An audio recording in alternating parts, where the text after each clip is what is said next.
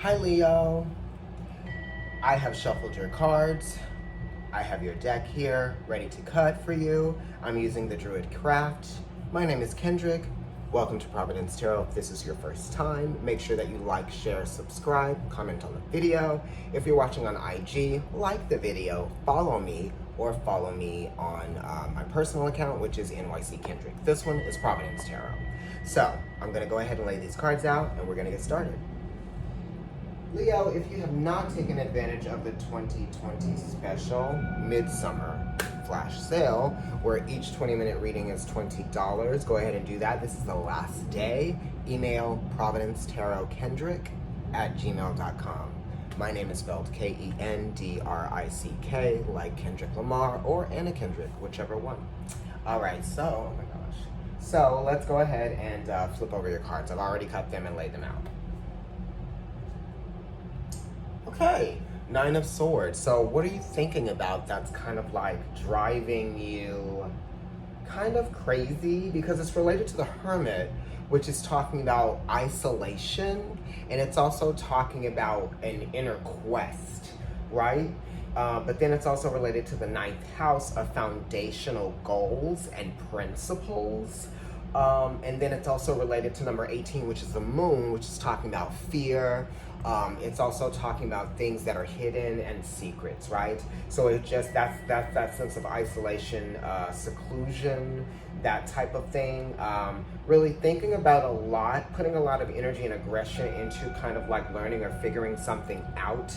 You know, you could be going over the details in your head, but what are the details? You know what I mean? You're trying to find out what the answers are.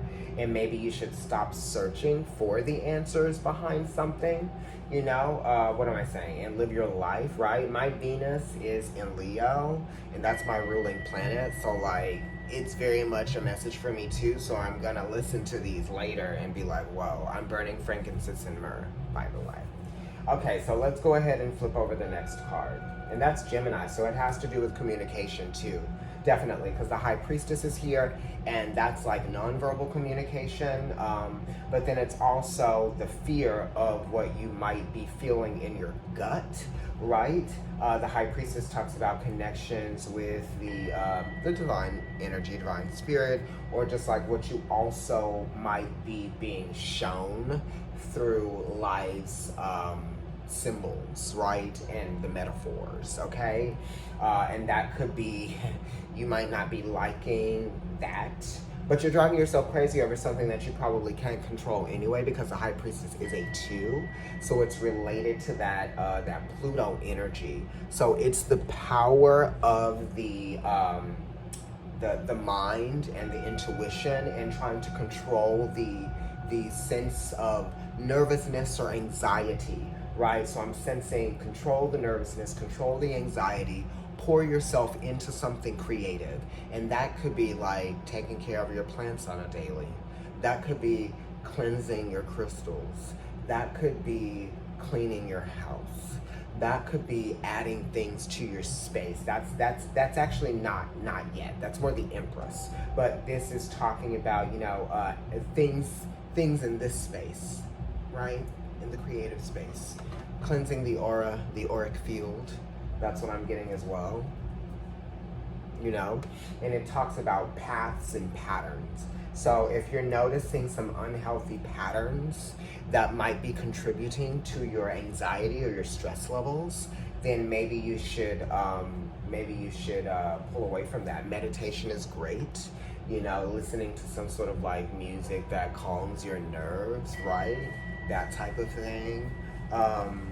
Anything that might have to do with some essential oils or essences, that type of thing. Something that's going to kind of like awaken the senses in a different way. Sketching, writing, and music, playing music, creating something, you know, building something. And this is also talking about building your spiritual strength and your spiritual growth, right? Because there's still some lessons that haven't been learned, right? Because you're battling the lessons, you know?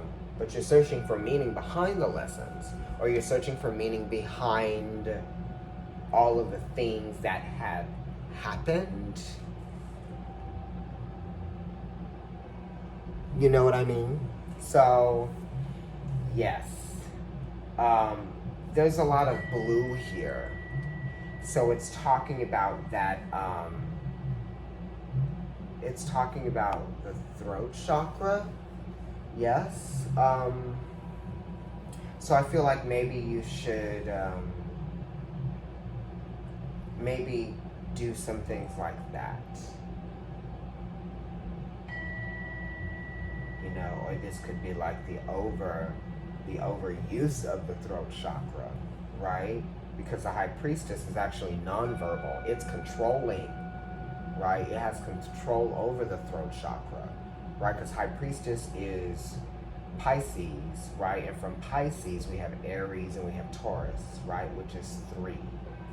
So that's talking about like communication, divine communication, and maybe like more listening, perhaps. Less speaking, more listening. No, but that comes from meditation. So I feel like that's something that you need to do, Leo. 4 of Cups, emotional complacency. But it's kind of like you want to change the situation for yourself, but you have to come out of the emotional rut. You have to come out of the slump that you might be in. And for all of us, it's different. You know what I mean? For me, my Cancer moon is like very intense, as are most. But mine is particularly intense because of the reason. Maybe 2. But this is also talking about the fear of what you also might be feeling, you know, because all of these cards are intuitive just because the 9 of Swords is related to the moon, okay? And, you know, what have you deciphered? You know, you've deciphered something, you know, and here we are, spending time alone with those feelings and not directing them because it's a 4.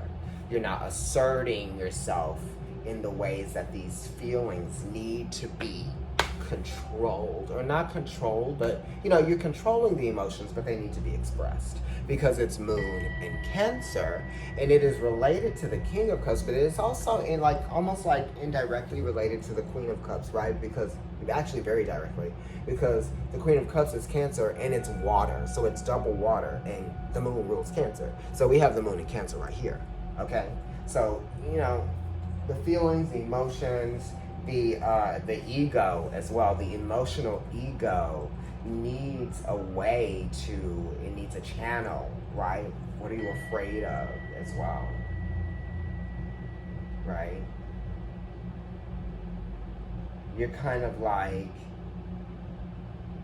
just cloaked in it, or cloaked in the emotions, or cloaked in your passions, and you need to exercise the passions. You know what I mean? Everything is there for you, right? Everything is there for you. You just have to be aware. You know, you're creating your own obstacles and your own blockages. It's time for healing, right? Beautiful healing. Okay, let's see what's on the backside. The Death card, right? See?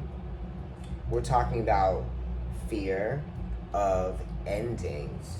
We're talking about attesting or atoning to something, because the High Priestess does speak to atoning to something which you have already been told, right? And it's talking about Neptune and Venus energy, right? And then the Death card here is giving you Mars, it's Pluto, it's Scorpio energy, but it's also related to this 4 of Cups, which is the moon in Cancer. So, you know, your fears are getting in the way of your creativity and your ability to express yourself in a meaningful and healthy way that is going to be beneficial to your turning this energy around. Because the High Priestess wants to turn energy around. And the Death card is definitely saying, like, give in to the things that you can't control, right? And the High Priestess says, make peace with the things that you can't control. And so there's the Death card, right? And the Nine of Swords wants you to make peace because mentally, psychologically, it's like, you know, erosive, right? Eight of Pentacles, right? The High Priestess is talking about creativity and divine inspiration, and the Eight of Pentacles. What is it that can be formed? What is it that can be brought into a manifested state, right? What can be done? Because that's what Sun in Virgo talks about. What can be done, right? Don't focus on what can't be done. Focus on what can be done, right? So that Eight of Pentacles is talking about the sense of empowerment that comes from productivity. So it's saying that you needn't be, you know, lazy. So get to it. Right. So let's look at what's behind this Four of Cups, because the Four of Cups can definitely be lazy to a degree. Ride the Chariot, right? Look. What? Oh my goodness. Hell no. Right? You better do it. You better move. Oh, I see you took a little bit of a wardrobe lesson, honey. No, I'm just kidding. But yes, you better wear my colors. Moving forward. Okay? No longer stuck in a rut. Right? Me too. Yes. Definitely coming from a place of stagnation. Honey, and the Chariot talks about victory and moving forward and a little bit of a sense of completion, because what do we have? We have 7 days a week. We have 4 corners to a square, right? But sometimes those 4 corners don't necessarily end up being what you want them to be or what they need to be, so they have to be rehabbing them 4 corners. Okay. Also, new places, right? New home environments, things like that.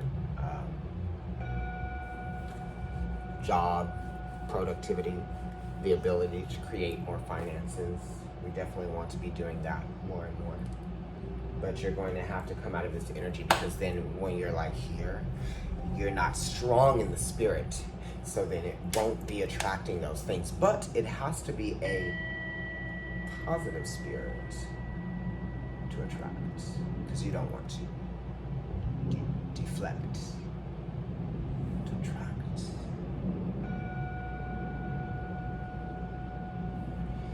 Okay, darling, if you'd like to get a reading with me, email providencetarotkendrick@gmail.com. Like I said before, follow me on Instagram. It's Providence Tarot. Also, NYC Kendrick is my personal account.